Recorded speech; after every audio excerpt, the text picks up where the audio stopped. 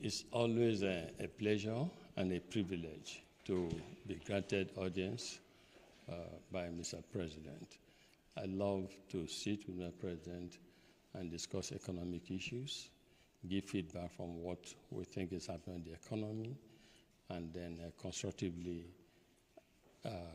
agree. You know, I'm a member of the President's Economic Council, Presidential Economic Council, to just rub my butt. Today, we talked about small and medium-scale enterprises, about how to further support Nigerian medium and small-scale enterprise. Mr. President is very passionate from our discussion about capacitizing the small and medium-scale entrepreneurs in Nigeria, and I'm very happy to hear that, to feel that, to experience that, because they are the engine of economic growth. We spoke a lot about it. He talked about tax reform and how he wants to use that to support small and medium-scale enterprises. He spoke about Bank of Industry, and I was super impressed. He even called the name of the CEO that, you know, he likes what is going on and he wants them to do more to support small and medium-scale entrepreneurs in the country. To me, it was gratifying. As you know, the Elumelu Foundation always supports young entrepreneurs in Nigeria and across the world.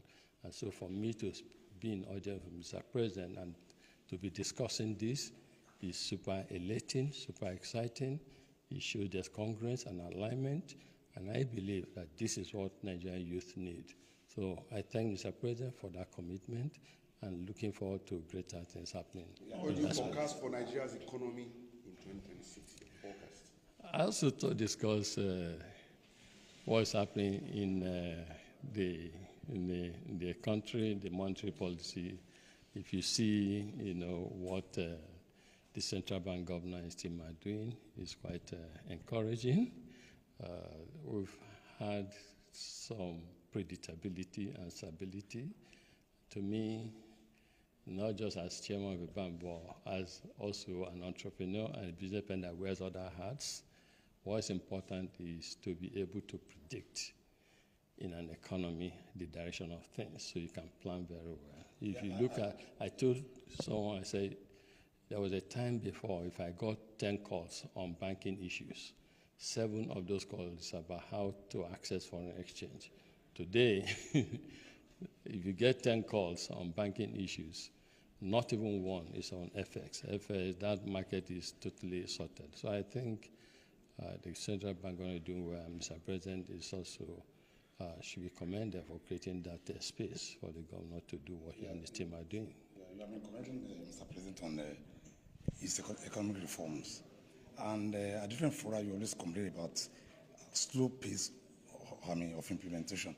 What's your...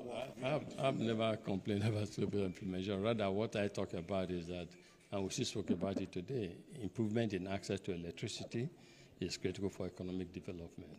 Mr. President realizes this, embraces it, and is committed to doing more, especially helping to fast-track the payment of the power sector debt so that the power generators can do more for the country.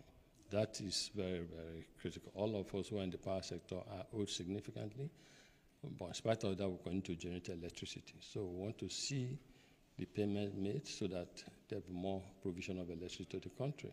Access to electricity is critical for the development of our economy. In a summary, I was impressed with Mr. President's commitment to supporting small and medium-scale enterprises. I was impressed with Mr. President's commitment to young entrepreneurs. I was impressed with Mr. President's commitment to energizing the power sector so that we can power Nigeria's economy. Thank you very much.